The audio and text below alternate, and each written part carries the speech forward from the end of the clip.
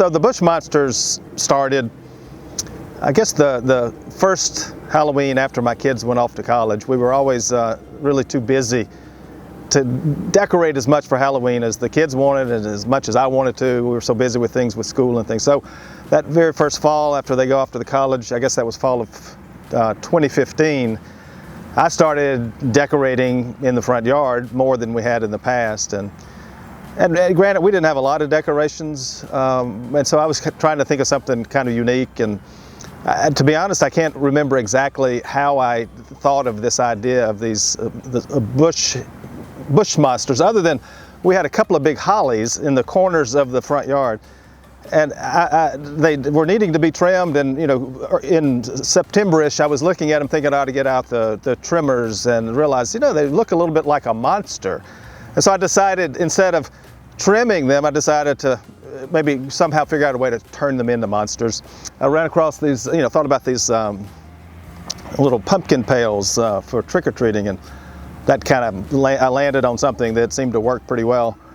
So I painted, I don't know, maybe 10 or 15 sets of them for our yard, and had various versions of the styrofoam teeth, which is what this is. And people in the neighborhood really liked it and kind of started asking about it. So I started, and I'd posted some pictures on Facebook, and friends of mine on Facebook would comment on them, and it became to be sort of a story about the monsters. So I would make them like for various friends at church or just in the community.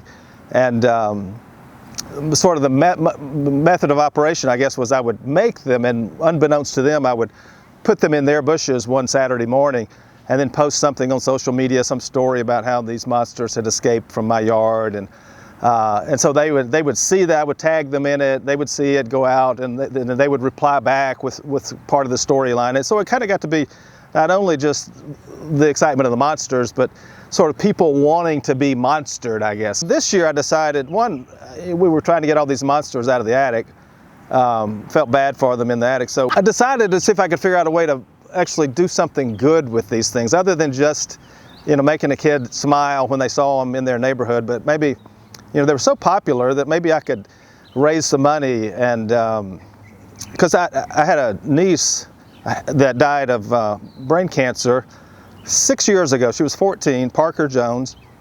And every year I try and do something. I do shave my head every March for St. Baldrick's to raise money, and throughout the year we do things to honor her. And so I thought maybe I could do something good, maybe raise some money for Children's Hospital of Atlanta, the Aflac Cancer and Blood Disorder Center. So decided, okay, I'll make these, sell them for 20 bucks a piece. I'll cover the cost of the materials and the labor.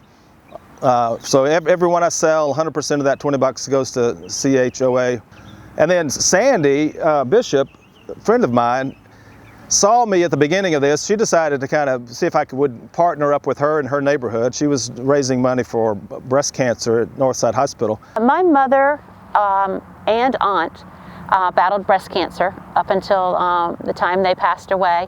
So it's kind of a charity that's close to my heart, in that it's affected my family, and I've seen what the cancer can do. Brian has been a family friend for many years, and I had seen where he was doing the Bush Monsters for children's cancer in September. And I reached out to Brian and said, hey, would you teach me, or can we do this for breast cancer in the month of October? And Brian, being Brian, is like, absolutely, let's get this going. To see if there was an interest, I posted it on our neighborhood social media page, private page, to see if there would be any interest. And of course, everybody was like, absolutely. So we sold out once, we sold out twice, and we sold out a third time.